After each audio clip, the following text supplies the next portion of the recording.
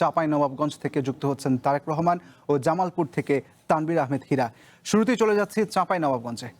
তারেক, সীমান্তে বিজিবির অবস্থান আজকে কেমন দেখছেন? সার্বিক নিরাপত্তা নিয়ে কি বলছেন তারা? ইশতিয়াক, আপনি জানেন যে চাঁপাইনবাবগঞ্জে প্রায় 180 কিলোমিটার সীমান্ত রয়েছে। এর মধ্যে 50 কিলোমিটার নদীপথ এবং কাঁটাতার ছাড়া রয়েছে। এসব সীমান্ত এলাকাগুলোতে 3টি বিজিবি ব্যাটালিয়ন কাজ করে থাকে। এর মধ্যে নওগাঁ 16 বিজিবি ব্যাটালিয়ন, চাঁপাইনবাবগঞ্জের 53 বিজিবি ব্যাটালিয়ন এবং 59 বিজিবি ব্যাটালিয়ন। এসব এলাকার মধ্যে সবচেয়ে বেশি পুশিনের ঘটনা ঘটেছে নওগাঁ 16 বিজিবি ব্যাটালিয়ন অধীনে, অর্থাৎ রোহানপুর এলাকাতে।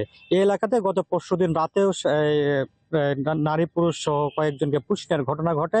এতে সহায়তার অভিযোগে 7 বাংলাদেশিকে আটক করেছে পুলিশ এবং বিজিবি সদস্যরা। তারা বর্তমানে কারাগারে রয়েছে। তারা প্রত্যেকেই 10,000 টাকা করে জনপ্রতি নিয়ে পুশিন করছিলেন এবং বিএসএফ কে সহায়তা করেছেন বলে অভিযোগ উঠেছে। আপনাকে যদি আমি একটু বলতে চাই কি, চাঁপাইনবাবগঞ্জের সীমান্তবর্তী ওপারে অর্থাৎ নুনগোলাতে বেশ কয়েকটি হোল্ডিং সেন্টার খুলেছে বিএসএফ সদস্যরা। সেখান থেকেই মূলত ছোট ছোট দল করে বাংলাদেশে পুশিনের চেষ্টা করছে তারা।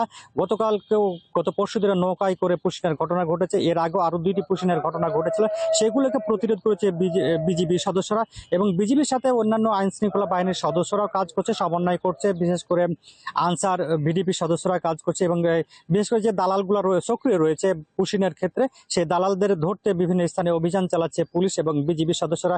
সব মিলিয়ে আমরা বলতে পারি কি, আইন শৃঙ্খলা পরিস্থিতি তার সীমান্তের পরিস্থিতি স্বাভাবিক রয়েছে। তবে উদ্বেগ উৎকণ্ঠা একেবারে যে কেটে গেছে সেটি আমরা বলতে পারি না। যে কোনো সময়তে বিএসএফ পুশিনের চেষ্টা করছে, তারা সুযোগ খুঁজছে, তারা কিভাবে পুশিন করবে, সুযোগ পেলে তারা কিন্তু পুশিন করছে বাংলাদেশে।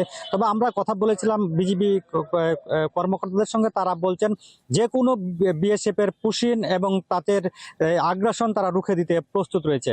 ইশতিয়াক, এই ছিল আমার কাছে চাঁপাইনবাবগঞ্জের সীমান্ত থেকে সর্বশেষ পরিস্থিতি। ধন্যবাদ তারেক। এবার জানবো জামালপুর সীমান্তের খবর। সেখানে আছেন হীরা। হীরা, নতুন করে কাউকে পুশিনের চেষ্টার খবর আছে কিনা? সীমান্তের সার্বিক অবস্থা কেমন দেখছেন?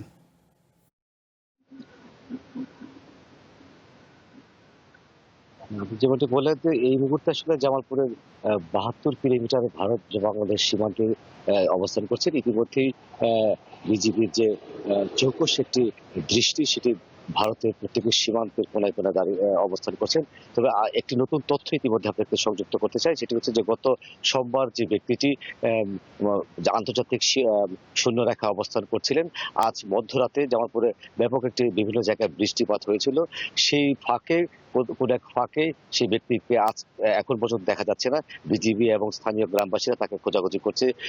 সেই ব্যক্তিটি যে ঝোপে ছিলেন, সেই ঝোপ থেকে সে এখন সরে গিয়ে অন্যত্র অবস্থান করছে। তো কোথায় অবস্থান করছেন সেই জায়গাটি এখন আমরা নিশ্চিত করতে পারিনি এবং স্থানীয় গ্রামবাসী এবং বিজিবির পক্ষ থেকে আসলে আমাদেরকে সেটি জানানো হয়নি। আরেকটি বিষয় হচ্ছে যে এই মুহূর্তে ভারত এবং বাংলাদেশ সীমান্তে খুবই শান্ত পরিস্থিতি অবস্থান করছে। ইতিমধ্যে 72 কিলোমিটার যে সীমান্ত রয়েছে, সে কোথাও এখন পর্যন্ত আমাদের কাছে তথ্য নেই যে পুশিনের ঘটনা ঘটেছে। তবে স্থানীয় সীমান্তে ঘেঁষা যে মানুষগুলো রয়েছে, তারা বলছেন যে ভারতের যে কার্যক্রম, যে ফাঁকে ফাঁকে বিভিন্ন দুর্গম জায়গাগুলোতে বেছে বেছে নিয়ে তারা দিক পরিবর্তন করে পুশিনের যে অপচেষ্টা চালাচ্ছে, সেই জায়গা থেকে তারা আসলে সতর্ক অবস্থায় রয়েছে স্থানীয় গ্রামবাসী এবং বিজিবি।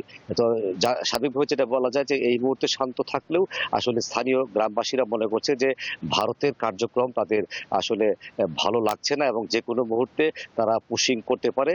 আরেকটি কথা স্পষ্ট তারা জানিয়েছে বিজিবির পক্ষ থেকে, ভারতের বিএসএফ তারা বিভিন্ন সময় বিভিন্ন দিক দিয়ে তারা পুশিনের চেষ্টা করছে এবং সেই চেষ্টাগুলো তারা বিজিবি গ্রামবাসীকে নিয়ে তারা ঠেকানোর চেষ্টা করছে। আসলে ইতিমধ্যে অনেকগুলো প্রায় 7 থেকে 8টি তারা ইতিমধ্যেই যে পুশিনের চেষ্টা করেছিল, সেগুলো সবগুলো ঠেকানোর সচেষ্ট হয়েছেন বিজিবি এবং গ্রামবাসী।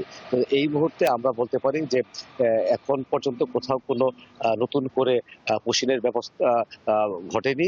তবে যে লোকটি গত 3 দিন যাবৎ অবস্থান করছিল, সেই লোকটি এখন পর্যন্ত সেই শূন্য রেখায় আমরা তাকে দেখতে পাইনি। এই ছিল জামালপুরের সীমান্ত থেকে সর্বশেষ তথ্য। ধন্যবাদ হীরা।